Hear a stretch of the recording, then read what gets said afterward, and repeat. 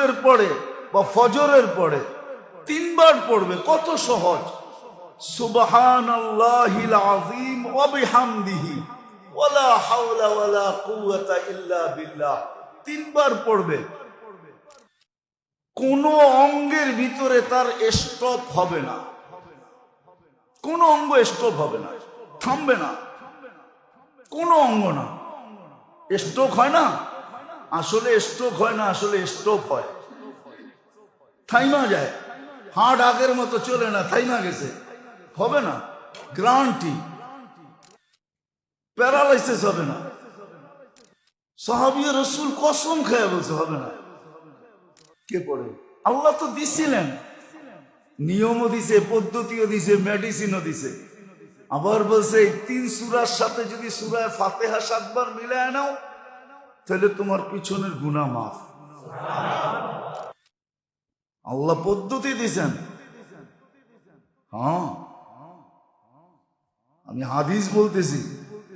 আল্লাহর রাসূল দাঁড়ায়া পেশাব করারও বৈধতা দিছেন।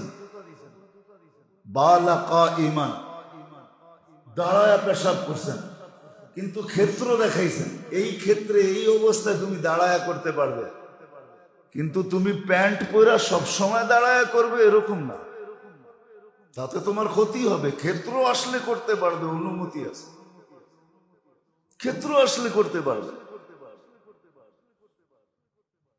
তো যেটা বুঝাইতেছিলাম মেরে দোস্ত, আজকে আমরা বিপর্যয়ের শিকার এই জন্য, শারীরিকভাবে বলেন, ব্যক্তিগতভাবে বলেন, পারিবারিকভাবে বলেন, সংসারগত বলেন, সর্ব জায়গায় আমরা বিপর্যয়ের শিকার।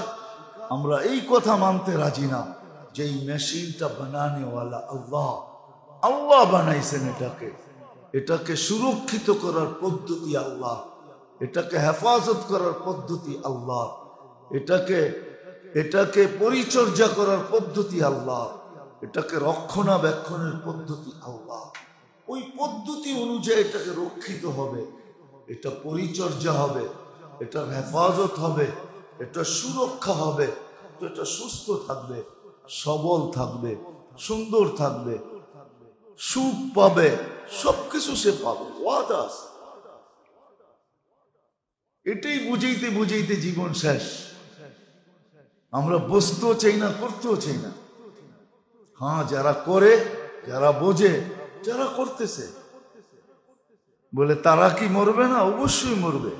মানুষ কারণ নিয়েই মরবে, কারণ ছাড়া মরবে না। আবার কারণ কেন দিছেন এটাও জানায়া দিছেন, যে কখনো কখনো কারণ আসবে, অসুস্থতা আসবে, আসবে আসবে, অবস্থা আসবে, বিপদ আসবে, আপদ আসবে। কিন্তু যেই বিপদ, যেই আপদ, যেই অসুস্থতা মানুষকে আল্লাহর কাছে করে, আল্লাহর কাছে, তাহলে বোঝা গেল এটা তাকে কাছের থেকে কাছে করার জন্য আসছে। এক সময় হয় ঘুড়িতে সুতা ছাড়তে থাকে, ঠিক না? কি সুতা ছাড়ে কেন? উপরে উঠানোর জন্য, ঠিক না? আবার আরেক সময় দেখা যায়, এক বেলা দেখা যায় সুতা টানতে থাকে, এটা কেন? গুড়িকে নামানোর জন্য, ঠিক না?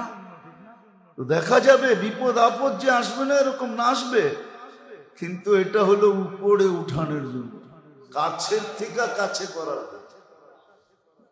যেই বিপদ মানুষকে আল্লাহ স্মরণ করায়, ওটা আসলে বিপদ না, ওটা আল্লাহকে কাছে করার জন্য।